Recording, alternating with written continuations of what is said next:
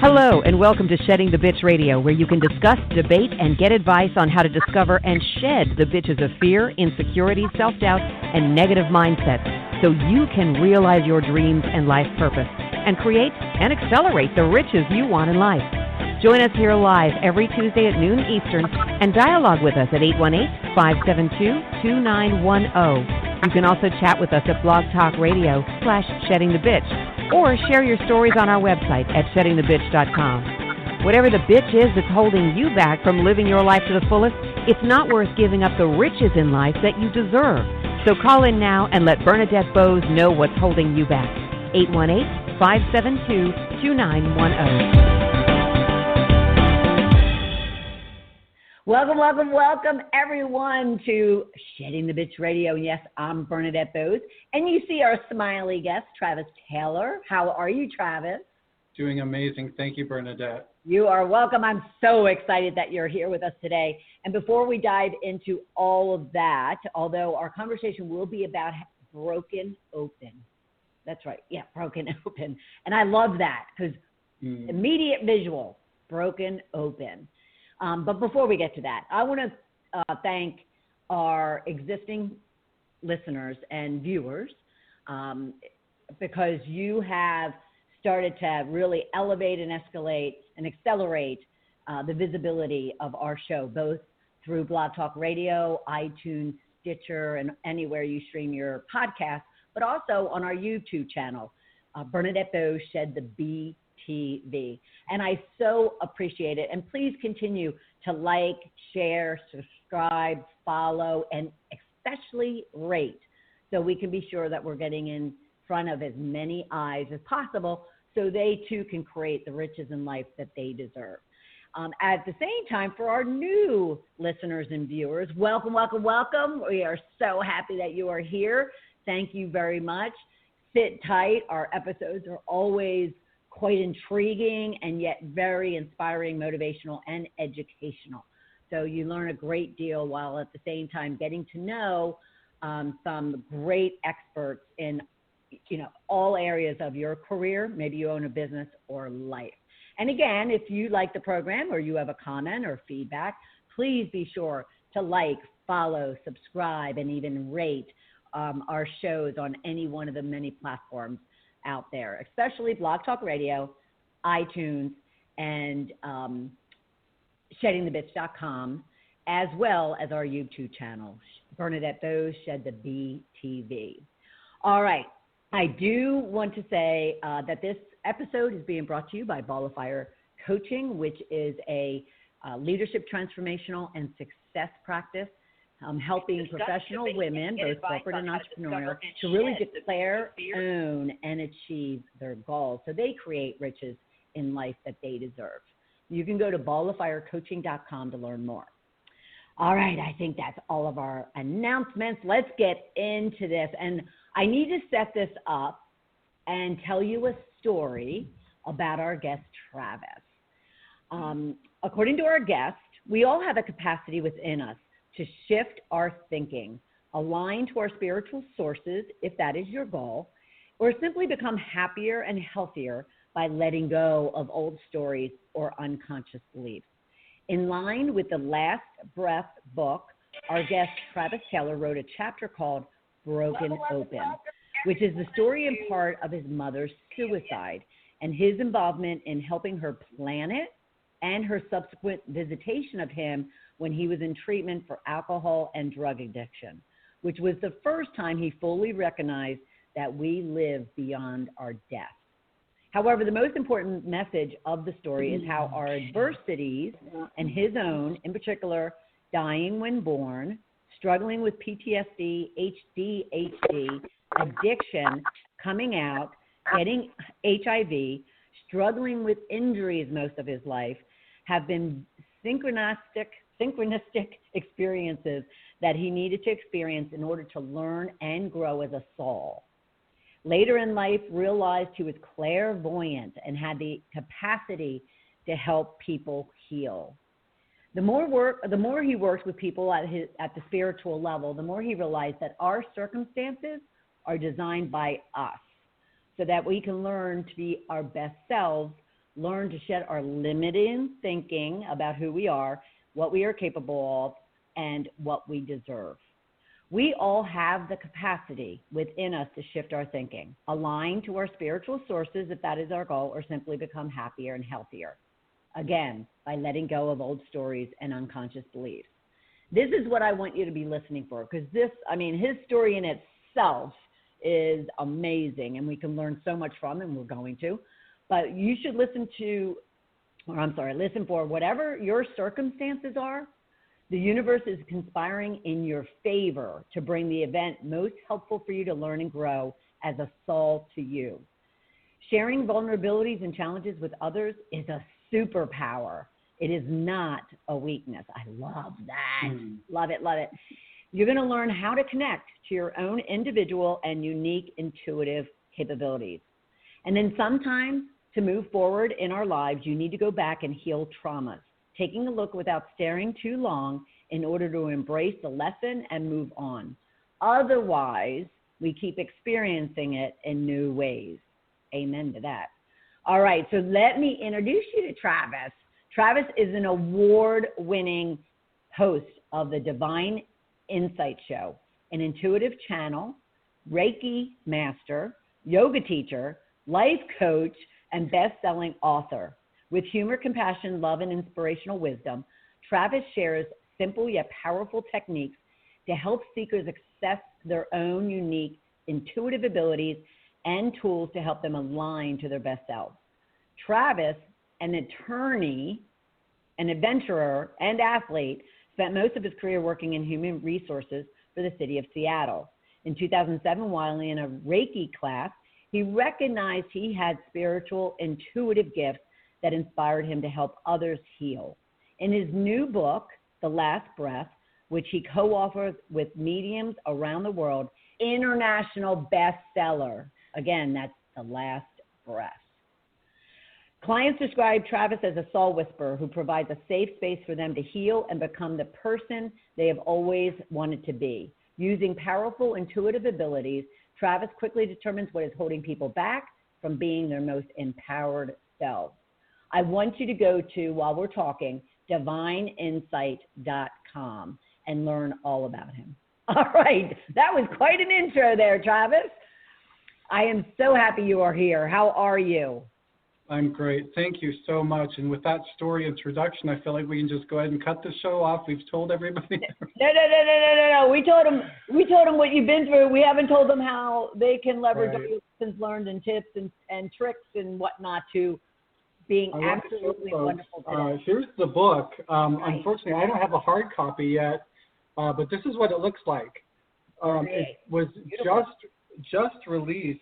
Actually, we had a wonderful online launch event on Monday where we have these mediums get together, and every hour we were doing live readings and talking about the stories and chapters and giving away raffle prizes. So those are still available for folks. So if folks go online and get the book, they can message me the receipt information and get into a raffle, because most of our authors and mediums have offered services for free as raffle prizes. So, oh, wow. Yeah, so if folks go to The Last Breath book on Facebook, the Facebook page, they can actually get updated information. We have mediums twice a day now that are going to be on at 10 a.m. and 4 p.m. providing readings and talking about the book. And we're going to do that for several weeks because it seems to be doing quite well, becoming an international bestseller and a bestseller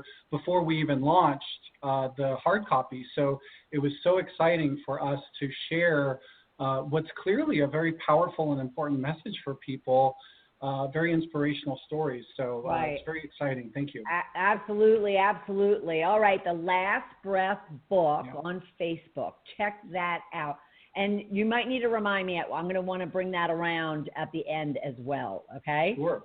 So you have had quite the life and experiences, and for anyone that is even thinking about, oh my God, I'm struggling today, and yet nothing nearly as, hard, even painful as what you've been through. So first, I'd love to understand when you had that clairvoyant, encounter in that Reiki class, and you all of a sudden realized that, there was something more to you than what you had known. What did that do to your ability to just really look at all the situations that you have been through and to overcome is a overused word sometimes, but that's what it is. What was it that really allowed you to just keep pushing, because many would give up?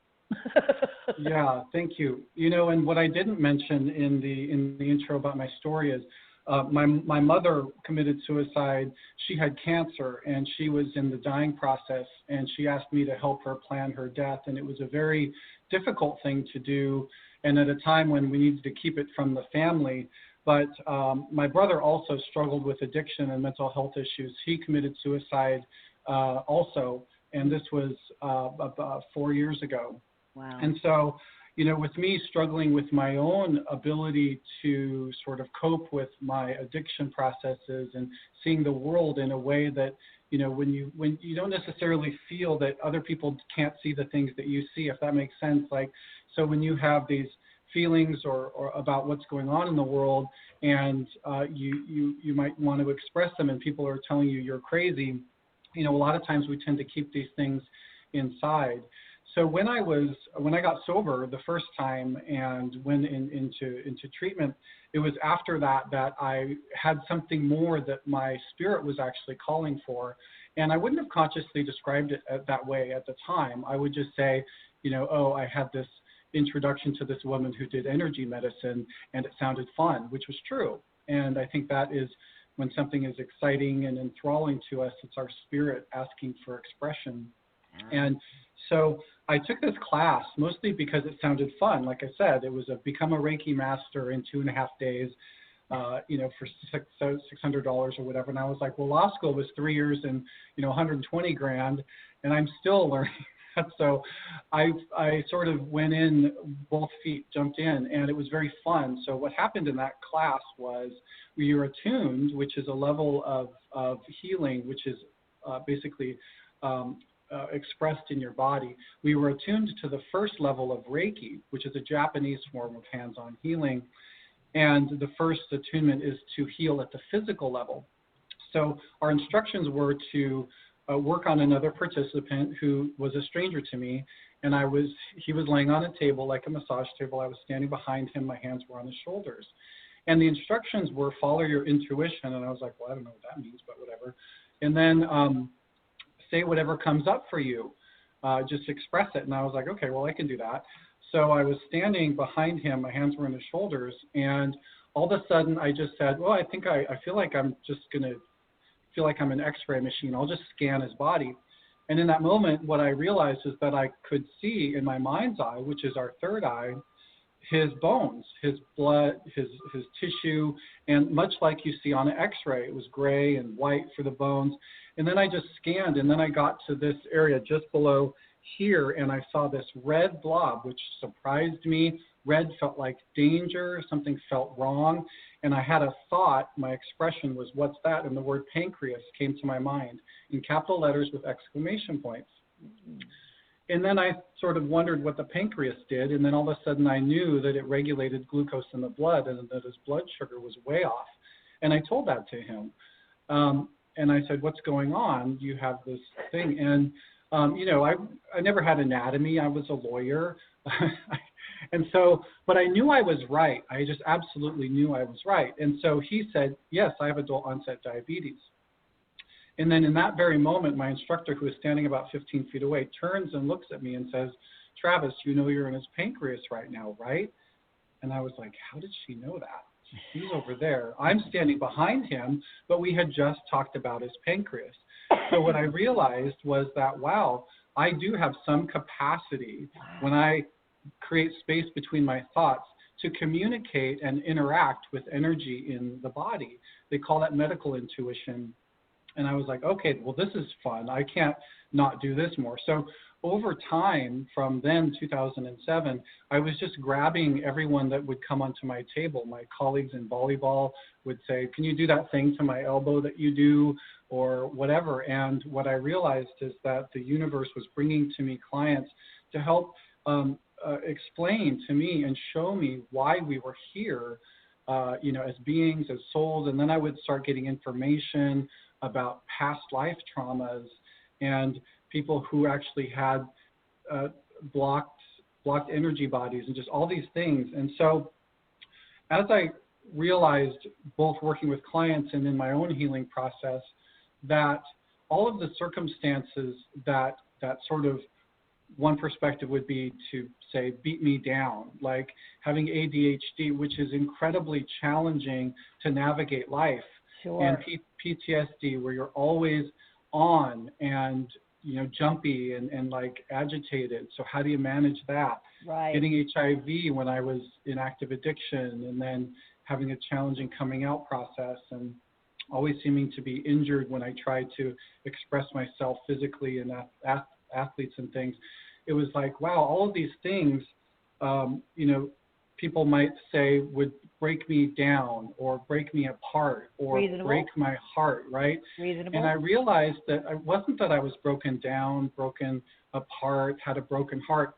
It was I was broken open in a way that allowed me to recognize that I was, one, much more powerful than I ever thought I could be. Wow. When I allow myself the opportunity to align to what my gifts are.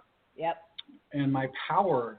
And I realized that the things that I had the most shame around, my addiction with alcohol and meth, and not being my full self and happy self in my life, and the shame, when I actually shared that with people, it wasn't judgment that I got, it was support and love. Absolutely. And when I worked with clients, I often see their ancestors will come through in spirit. And it's a very similar message often. One, we're not dead, we're fine, we love you, we're going to support you. And they often have cheerleading pom-poms they show me. So what they show me is, we're here for you. Yes. And what I recognized is that a lot of people say, God, what's wrong with me? What did I do in a past life, to deserve this? So it's a very limited thinking mindset that people have. So anyway. So do you really think that do majority of the people recognize that it's a past life and that they're being, kind of taught a lesson until they've learned it, and then only then will, it goes away, or do they just kind of get into a state of victimhood where they're just like, oh, woe is me, why me, why me? And what does it take for them to get jolted out? Yeah, that's such a great question. So what I actually wrote, I have a couple of workshops that I've taught called Breaking Patterns. And so I talk about the cycle of the event, the reaction, the emotion, the frequency, the attraction. Yeah. So that's how it all works, right? So I would tell you is a lot of people don't necessarily know that what they may be experiencing is the result of a past life event that is causing what I call an echo in this life. What they feel is an expression of something that they might not be conscious of. So maybe they feel like they're afraid to leave the house, or they have trouble with things around their neck, or they try to meditate and they fall asleep, or they can't focus, or there's some barrier or block to them living their full and complete selves. So that's when people tend to find me in random ways. Because they're like, I don't know what's going on. I keep trying, they're making effort, but the effort seems to be, there's some ceiling to it. Yeah, So I think that some people can tend to feel like a victim because their circumstances in their mind have told them that that's true for them. Right. What we need to recognize is that that's a story, that's a pattern, and that if you shift your thinking around rather why that happened to me is how I was involved in creating it, you can shift your responsibility in changing it and making a change, right? So once you have that awareness, you then are open to the universe showing you how to shift it. Yeah, because you're getting practical. I'm always one to say, you need to get practical, you need to get logical, you need to get unemotional when it comes to dealing with something. So what you just said just hit me about just the fact that you need to look at what your role was in creating that pattern, because that's the logical. way, instead of playing victimhood, it's more like, okay, so I've done something that has created this. And that's getting practical, that's getting logical, that's just looking in your history and really kind of making note of it. That is awesome.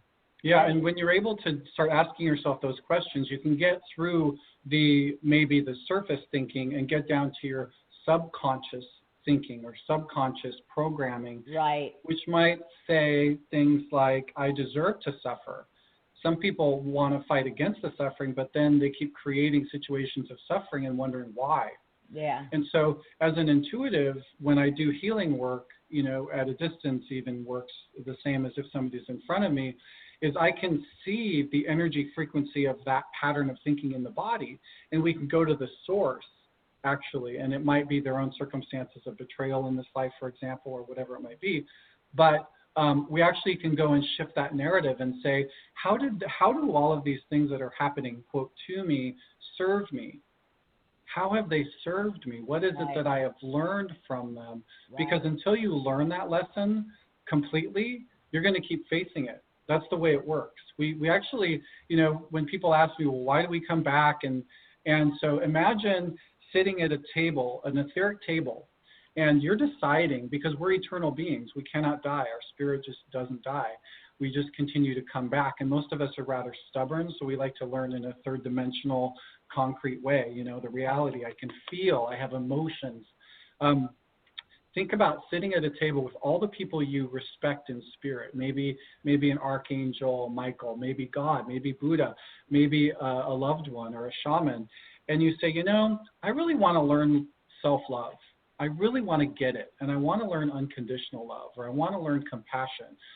You seem to get it pretty well. You over here at the table. And so would you mind if when I come back, could you be a guide for me? Could you support me and help me when I need it? And they're like, sure, it's really only that much of time for them in spirit because we're eternal, right? So my 70, 80, 90, 100-year life is relatively short. And so essentially how it works is there are spirit beings who know you better than you do, who are sitting here whispering in love, take a right, take that next right, please.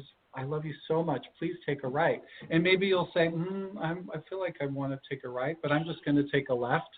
And they're like, we still love you. Please take the next right. Please take the next right.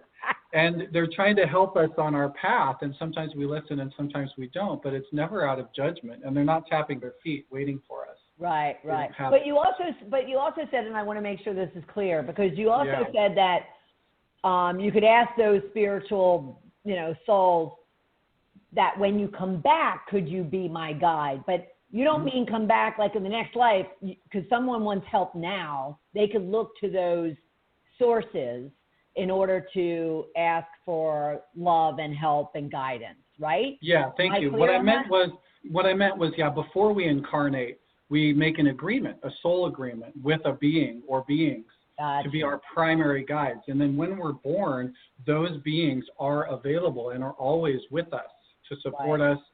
And a lot of us can look back at our lives and think about circumstances where, think about mine. I came into this world 2 months early, umbilical cord wrapped around my neck, and I choked to death. In the womb, I was scared, I was angry, I was, I died, right? And so that was the first thing that happened. And so I laugh about it now because it's like, oh my goodness, I was like, no, peace out, we're out of here. Right. But the reality was that shaped a lot of my gifts. It shaped my ability and capacity to see beyond the third dimensional realm in some way, because I had a death experience.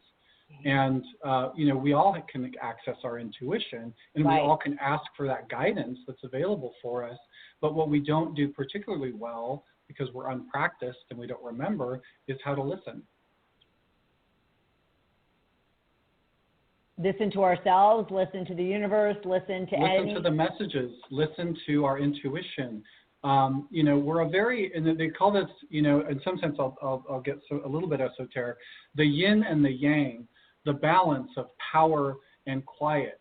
So we live a very yang lifestyle, a very masculine-oriented environment, capitalism and our work environments, that celebrates powerful, action-oriented movement, goal setting and stuff. That's very sun, it's warm, and that's one aspect. But what we don't foster or nourish in ourselves is the yin, the quiet, the meditative, the feminine. And we actually need a balance of both. The one is often more rewarded. So what we need to be able to do is to quiet the mind, quiet the self, so that we are open to listening to the messages. Because most of us fill the space that would otherwise be available with messages with just more thoughts. Yeah. So it's really a projection of ego instead of listening to the divine signs and synchronicities that are available to us. Right. And I teach how to co-create with the universe more consciously, and how to connect with your spirit guides and things like that. Right. Well, I have to, for those of you out there, and if anyone's out there, going, oh my gosh, this is so woo-woo, hold tight. Just hold tight. Because I have a whole program that's called It's a How-To, Not a Woo-Woo.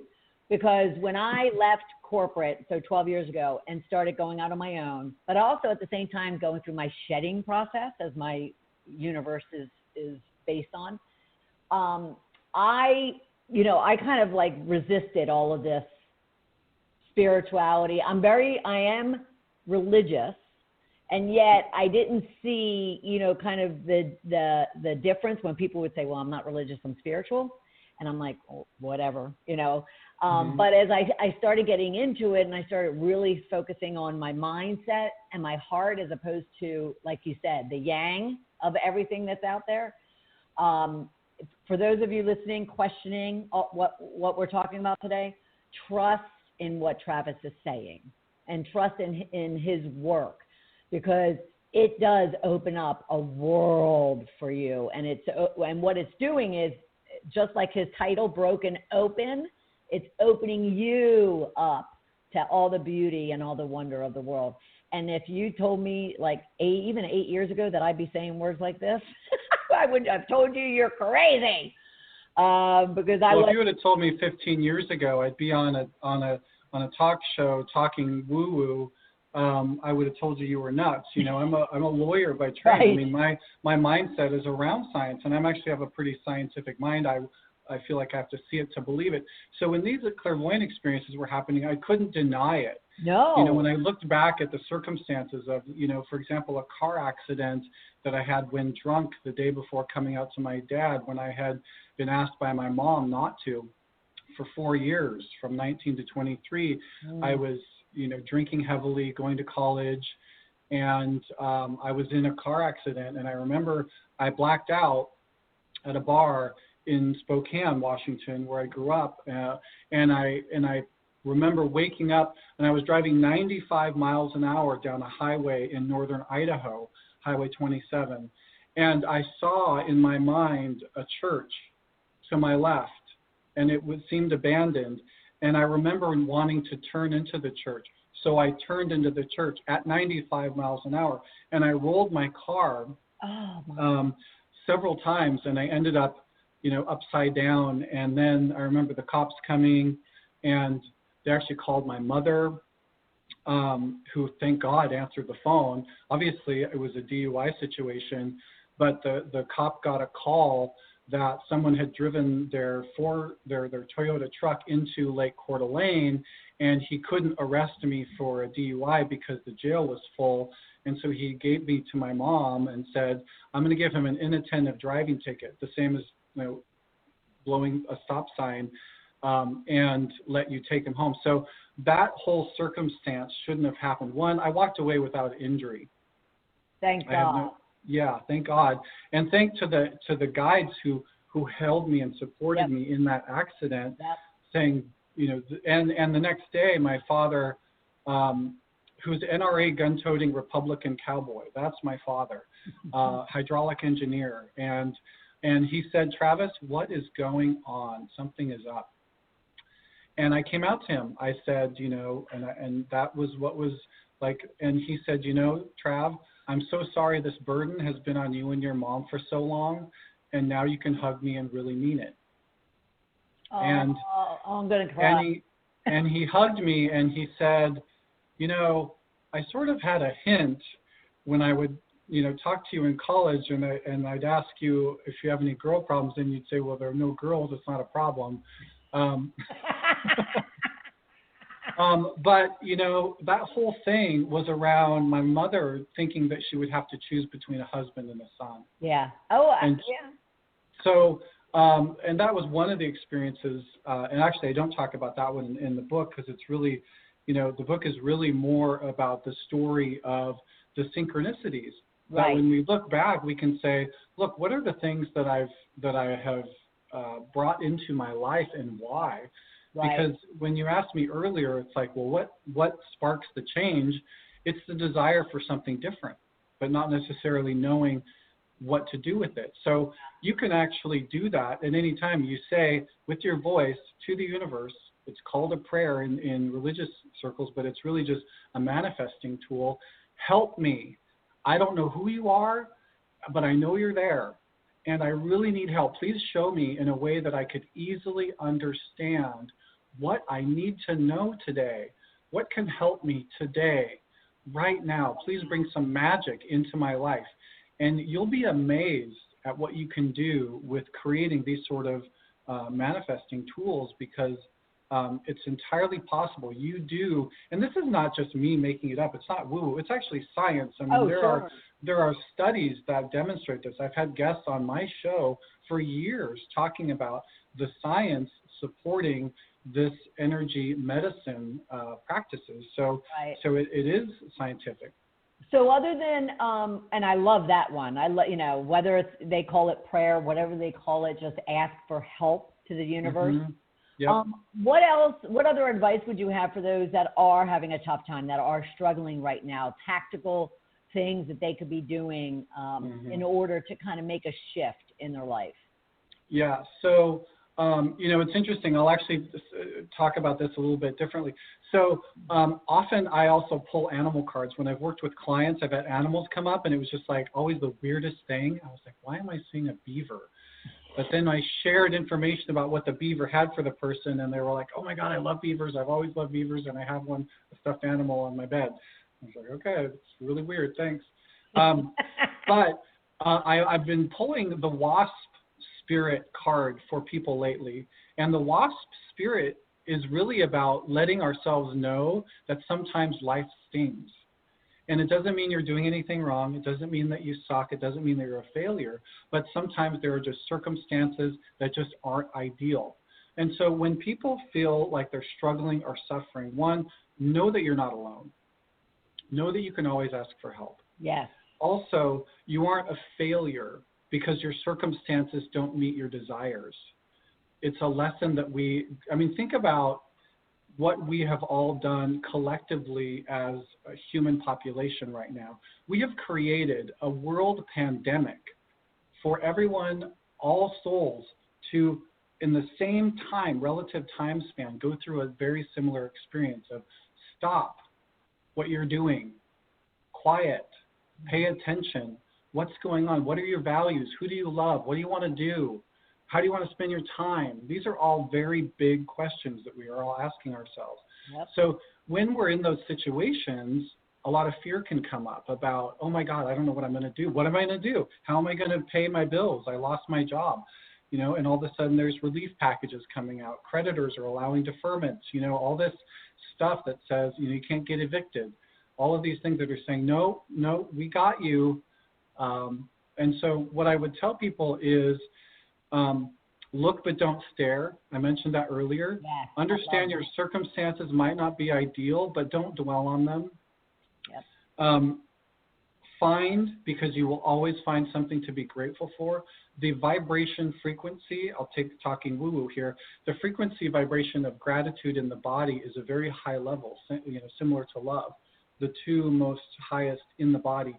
So when we can bring ourselves out of shame, guilt, despair, fear, lower vibrational stuff, into love, appreciation, we're automatically shifting what we're putting out into the world and thus attracting.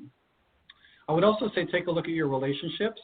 Most people are hanging on to relationships that don't serve them for convenience or just for for lack of a better term, for fear of something different. We all kind of get into these like ruts. Right. So I would say, be open to new ways of thinking about who you actually are, and think about what you want to do. And again, also ask for help, because it's okay. Because honestly, when you start asking for help, your world will shift. Automatically. And it's okay not to know. Yep. Yeah. How about, where does trust fit in? Because that word kept coming up to me as you were explaining those things that people could be doing. How much of it is someone's lack of self-trust, that they don't trust themselves?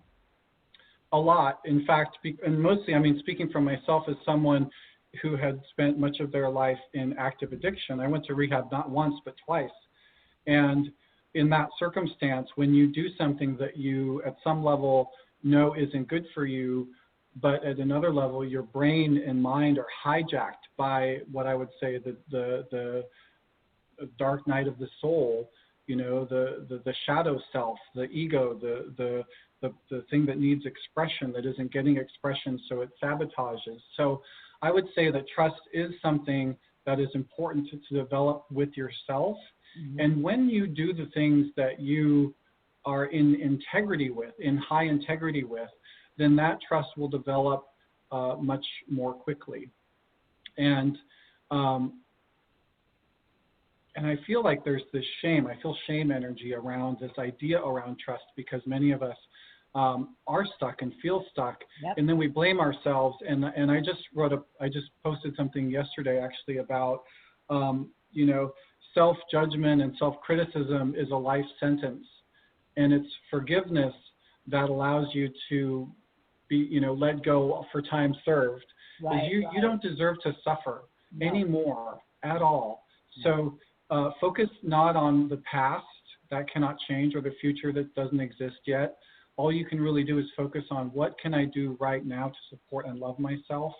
And that is going to help you with that trust question that you asked. So I appreciate that you asked it. Yeah, it just kept coming up for me as you were talking. So if someone is out there, and I just know when I was in corporate and I was just running, it was almost like a robot, and I never allowed my feelings to get into it, let alone my heart or my spirituality or anything. How can someone who's not quite, tapping into their spirituality, how can they actually, create or build a practice of their spirituality? Yeah, so you mean somebody who might be agnostic or atheist but curious around spirituality, or just someone who, they might say they're spiritual, but they're really, not necessarily practicing it, and yet they're recognizing that there is something more out there that they need. Oh, okay. So they're interested. So so here's what I would say. Is to start where you're at. Don't project something that you don't actually believe onto yourself.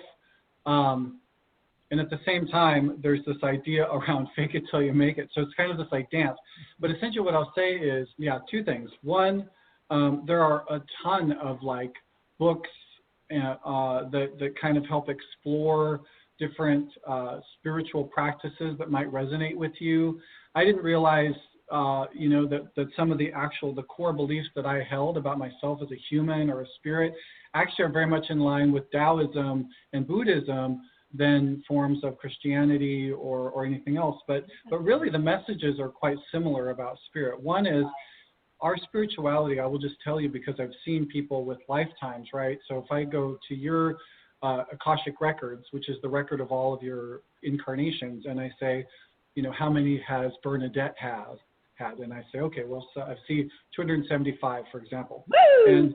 And so in each one of them, you've had a resonance, you've had a frequency, you've had a portion of your soul that inhabits that body. And so when I look at someone now, your incarnation now, is you have a unique vibrational frequency, like as unique as your thumbprint. And it is unique to you. So no one can tell you what or how to believe, because it's about what's true for you. And some people feel more connected to God when walking in the park than going to a church. Sure. And if that's you, then go to the park. Right. Go to the park every day and commune in whatever way is meaningful for you. But I think the first thing is notice that you have that question about what is my connection to spirit, and be curious. You know, I pulled a card yesterday for someone about the porcupine spirit. It's so funny. I'm talking about all these animals today. But it's called Take a Beginner Mind. You know, some of us we're supposed to be experts and we're supposed to be smart about this. And everybody with an opinion has a Twitter account, and they can be, you know, as educated. You know, I have a law degree, but people could Google something in 2 seconds and think that they're an expert in some area of law. I think it's about allowing yourself to be open to say, I don't have all the answers and I want to learn more. And then that sort of curiosity will sort of attract people. I think they talk about it, you know, when the student is ready, the mentor will appear. Yes. Find a physical person who you aspire to be like, or that resonates with you. Connect with them, you know, learn from them. We tend to feel like we're doing it all alone, but we're not. We're not designed that way. Right. You know, the opposite of addiction is connection. So if you feel that you are disconnected, alone, you know, small, reach out to someone who loves you unconditionally, because that's going to shift you right out of it. But ultimately, to your question, I say, you know, learn to develop whatever it is that your relationship with spirituality is that works for you. And if not, start exploring it. Yeah. And you'll find what does resonate with you. And you can actually ask that as a question. Hey, you never show me something that is meaningful for my spirit today. What would be helpful for me to know? And it would be helpful to like get out of the house.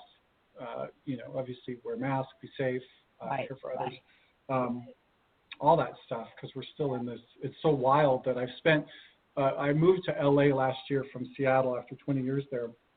And I've been here just over a year, and half of that year has been in a global pandemic. So I really have a lot of LA to explore. Yes. But anyway, it is. I really appreciate that, because, you know, there's just so many unanswered questions out there. So yeah. Oh, absolutely, absolutely. Now we have more to talk about, but I also want to share with you something from Travis.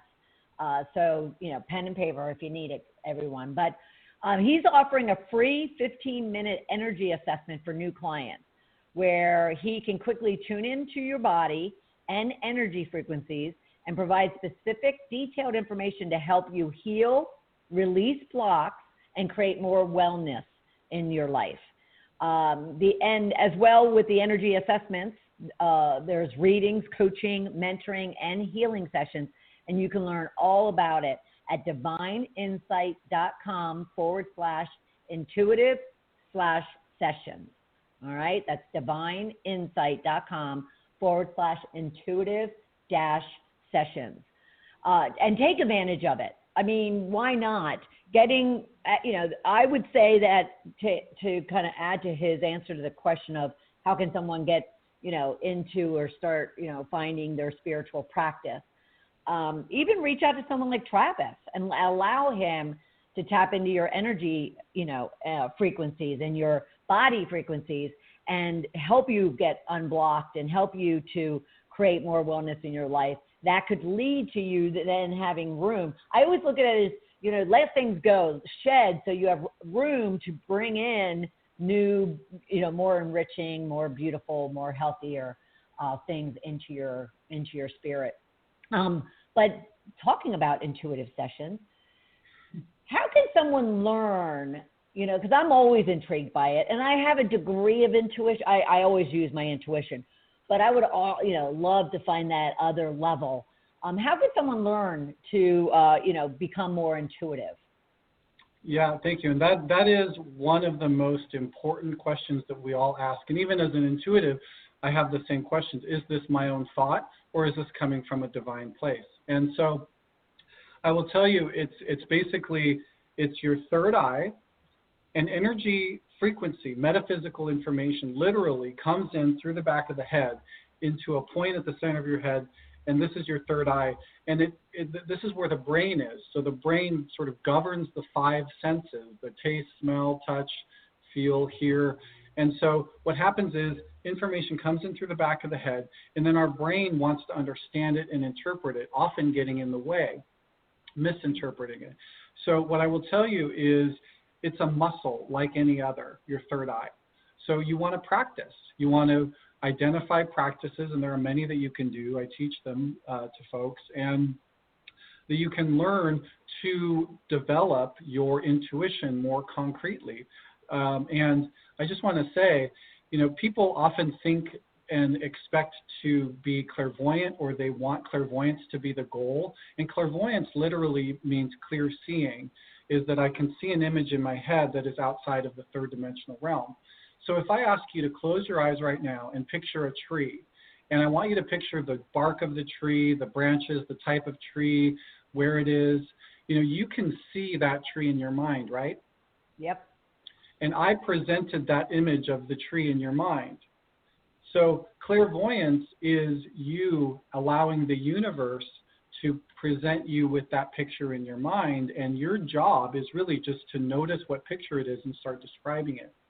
So energy wants to move. If it's frozen, it's stagnant, becomes cancerous in the body.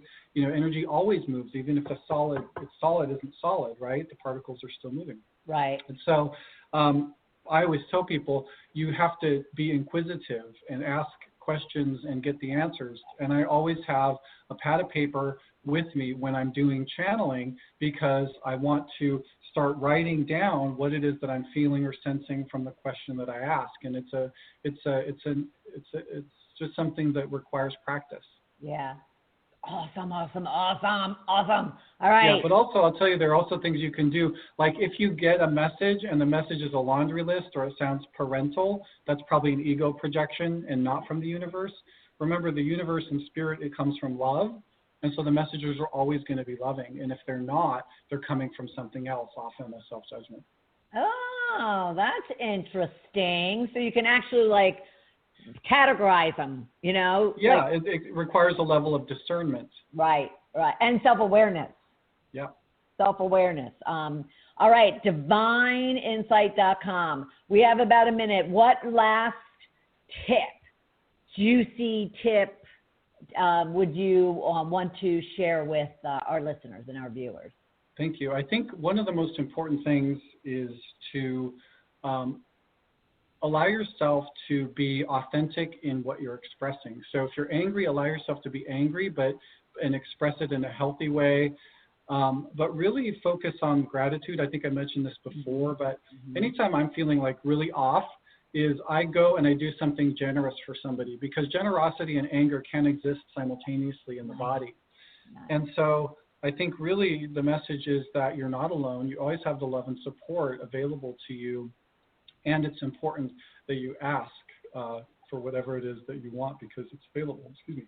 Absolutely. I also want to mention, I have an Instagram account where I do Instagram lives. So if you follow me on Instagram @_Travis Taylor, I put a lot of stuff on there. I'll do some events coming up. I've been asked to put together a mentoring package for folks, actually yesterday. So, nice. So I really encourage folks to look at the Intuitive Sessions page, and you can book that free intuitive assessment, but also you can book a reading or a healing right there on the site. And I would be so honored and privileged to work with you if you're interested. Absolutely. Travis Taylor, divineinsight.com, people. Look for his book as well, The Last Breath, and check out his chapter in it, Broken Open. I'm telling you, his story is just amazing, and it just helps, heal. It helps heal those that read and participate with him. And, like he said, and you summarized, ask. You are in a loving community here in the Shedding the Bitch community. Travis is now a part of it. Ask for his help. Go to divineinsight.com/intuitive/sessions and book one of those sessions. And then even look for the other healing sessions that he has. Thank you, Travis, so much for being part of the program. I so appreciate it. Oh, thank you so much for having me. It's been such a pleasure and a lot of fun. Thank you so much. You are so welcome. And everyone, just FYI, we have a Goals to Riches Mastery Summit coming up on October 5th. I'm bringing together 8 experts in the field of goal achievement, leadership, mindset, productivity, overcoming adversity, and building a network. So you definitely want to participate in that. We're going to have some extra bonus sessions, and you might even see Travis's face again. So be sure to go to goalstorichesmastery.com and sign up. It's free. A day of unbelievable interviews with great tips and tools and resources and experts. So take a look for that. And then, of course, always come back here every Tuesday at noon Eastern time for episodes of Shedding the Bitch Radio. And we will see you next week. Bye, everybody. Bye, Travis. Bye. Thanks so much. Thank you for listening to Shedding the Bitch Radio with Bernadette Bose. Join Bernadette every Tuesday at noon Eastern as she helps you shift your bitches to riches. And the dialogue is always going on at sheddingthebitch.com. See you next week.